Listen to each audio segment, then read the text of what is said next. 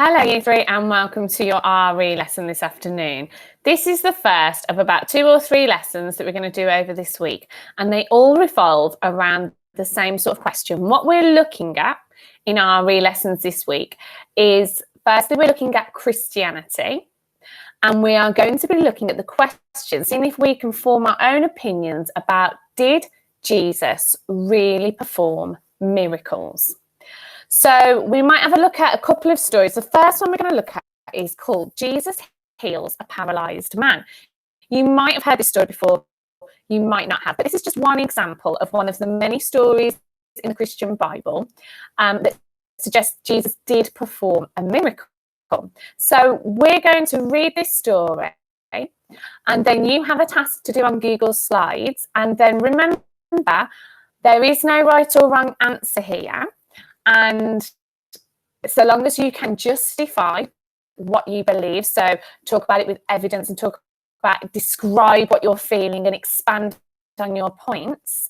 And so long as we are respectful to one another, then we are all allowed to express our opinions and talk to one another politely, kindly, and respectfully about different religions. So we're going to learn about this story.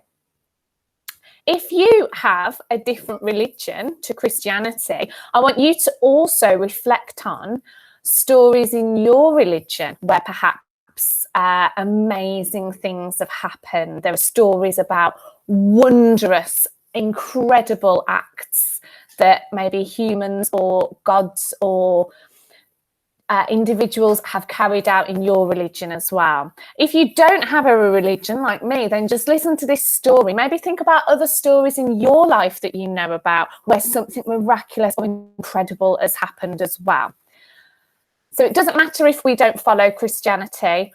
It's important, though, that we learn about Christianity and that we learn about all of the religions, because one of our key important lessons in life is to be tolerant of each other and to be respectful of each other. And that ties in with our children's rights as well. It is a right for everybody to be able to practice their religion freely without oppression. Okay?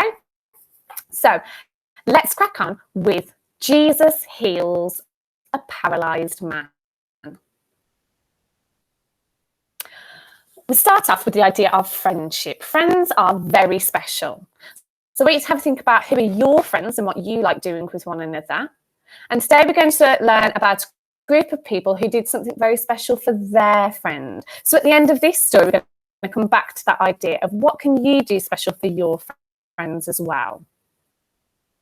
So who was Jesus? You might know already a lot about Jesus, or you might not know anything about Jesus, and that's absolutely fine. We're just going to go over a couple of things that are important to know about Jesus.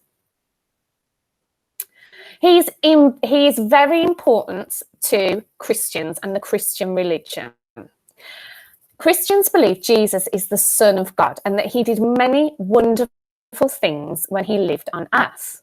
Christians believe that Jesus performed miracles. Now, a miracle is a special action which can't be explained in a normal way. And Christians believe that some of the miracles Jesus performed are as follows. They believe that he fed 5,000 people. They believed he helped a blind man to see again. And they believe that he brought a girl back to life after she had died. There's many more stories of miracles that Jesus performed in the Christian religion. And like I said, if you happen to follow or know a lot about another religion, I want you to reflect on what stories are there in that religion that have miracles in them or have incredible acts of kindness or something like that. Just have a think and see if we can compare the two as we go in our heads. Everyone wanted to see Jesus. He was so popular, and people were so amazed at the things that Jesus had to say about God and about Judaism, which was the religion where Jesus was living at the time, that everybody flocked to see him. And so many people went there that he was constantly followed by huge crowds. They were interested to see what he would do next. One day, Jesus was in a house in a town called Capernaum. A lot of people wanted to meet him. So many people that the house soon filled up. There was no room at all. Even the doorway to the house was filled with people wanting to hear Jesus speak. Among the people who wanted to see Jesus was a paralysed man. Paralysed means he couldn't walk or use his legs at all. This meant that the man had no way of getting to Jesus through the crowds of people. Now, we've got two thinking points here. Firstly, I want you to pause the video and reflect on how you think the man felt. How did the paralysed man feel if he couldn't get through to the crowds of Jesus, but he heard all these incredible things about Jesus? And secondly, I want you to think about today in 2021, most buildings are designed so that disabled people can get to lots of different places. Are there any parts of our school that have been specially designed to help disabled people? Have a think about all the different areas of our school. Maybe even think about places you've been outside of our school, like shopping areas or the cinema or the theatre or the hospitals. Can you recognise or can you remember a time where you have seen an adjustment to a building to make it accessible for disabled people or non-able-bodied people? This poor man, though, had no way of getting to Jesus, and the man's friends knew he felt sad. They wanted to help. All of a sudden, they had an idea. He gathered his friends together and whispered a plan to them. "That sounds crazy," laughed one of them. "There's no way it'll work," stated another. "Let's try it," said another. "We need to help our friend get to Jesus." So I want you to think about at this point, pause the video, and I want you to think about a time that you have helped a friend. Maybe it didn't seem that tricky, or maybe it was a huge challenge and you thought it would have been impossible. But I just want you to reflect on something you have been involved in where you have helped someone as well. So what is happening? Inside the room where Jesus was talking, there was a loud noise. Dust and bits of the ceiling started falling to the ground. Everybody looked up in amazement to see spades appearing through the ceiling, digging a hole. Suddenly, there was a rectangular-shaped hole in the ceiling. Can we guess what the friends' plan was? I think it's pretty simple. A face appeared at each corner of the hole. Then people watched a mat being lowered by ropes through the hole. Laying on the mats was the paralysed man. As the man's friends gently lowered him to the floor, the crowd of people made a space. Jesus walked up to the paralysed man and then looked up through the hole in the ceiling. Jesus was very pleased with what the friends had done. He looked at the paralysed man and said, "You are forgiven for everything you have done. Everything you have done wrong." Some people were watching, though, some important people, and they became cross. "Who does Jesus think he is?" thought one of them angrily. "Only God can tell people they are forgiven for the wrong things they have done," thought another person. But Jesus knows, and Jesus was very, very special, so he knew exactly what they were thinking. "Why are you thinking these things?" he asked. "What would be easier for me to say? You are forgiven, or get up and walk?" So before we carry on with this story here, I just want you to have a think about the difficulty between having to forgive somebody or having to do something that just seems impossible, and what you think Jesus is going to do.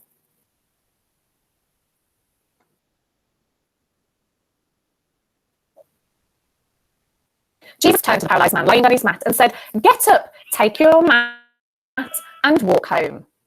To the astonishment of everyone watching, the man did exactly that. He was able to get up by himself and walk. How do you think the man felt at this point? This man had been paralysed. He was unable to use his legs or walk the way that able-bodied people do. And this is the first time he's been able to get up and walk by himself in so long. So how do you think he felt at this point? Everyone was amazed. "We have never seen anything like this before," cheered one person. "God is good," said another. It was a very special day. What do you think the man said to Jesus and his friends who had helped him then? What would you say to someone who had helped you overcome something that you thought was impossible, or that you thought was so challenging you wouldn't be able to do it alone?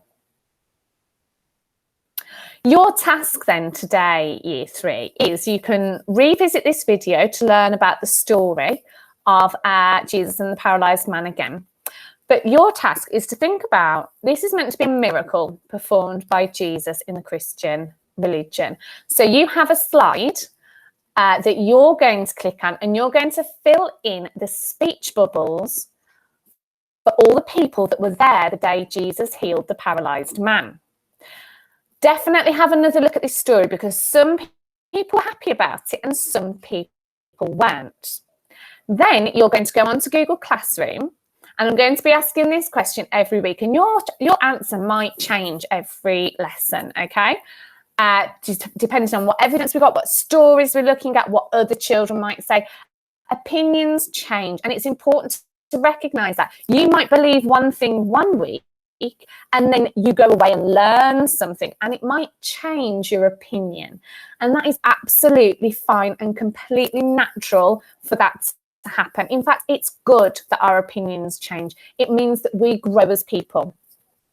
If our opinions didn't change, my favourite TV programme might still be Roly Poly on Cartoon Network, which I'm sure you don't even know what that is anymore.